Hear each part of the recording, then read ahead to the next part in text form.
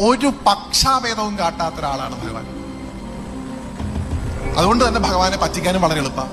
നമ്മുടെ ഈശ്വര ചൈതന്യങ്ങളിൽ ഏറ്റവും അധികം നിഷ്കളങ്കമായിട്ടുള്ള, ഏറ്റവും പ്യുവർ ആയിട്ടുള്ള, ഏറ്റവും non-vertical ആയിട്ടുള്ള ഒരൊറ്റ ഈശ്വര സങ്കല്പമുണ്ട്. ആരാത്? മഹാദേവൻ. നിങ്ങൾക്ക് എളുപ്പം പറ്റിക്കാൻ പറ്റും. ഭഗവാനെ നോർത്ത് ഇന്ത്യയിൽ വിളിക്കുക ഭോലേനാഥ് എന്നാണ് കേട്ടിട്ടുണ്ടാവുന്നത്. ഭോലേനാഥ് എന്ന് പറയുന്ന പദത്തിന്റെ അർത്ഥം എന്താ? Such an Innocent person. ഇത്ര കണ്ട് നിഷ്കളങ്കൻ ലോകത്ത് വേറെ ആരും ഉണ്ടാവില്ല. ചെറിയ ഉദാഹരണം പറഞ്ഞാൽ നിങ്ങൾക്ക് മനസ്സിലാവും. ഒരു അസുരൻ മഹാദേവനെ തപസ് ചെയ്യുന്നു. മഹാദേവൻ പ്രത്യക്ഷനാവുന്നു, ചോദിക്കുന്നു, നിനക്ക് എന്ത് വരമാണ് ഭഗവാന് വേണ്ടത്? ഉടനെ പറയുന്നു, ഭഗവാനെ, ഞാൻ ആരുടെ കലയിൽ കൈവച്ചാലും അയാളെ തല പൊട്ടിത്തെറിച്ച് മരിച്ചു പോകണം, തഥാസ്തു.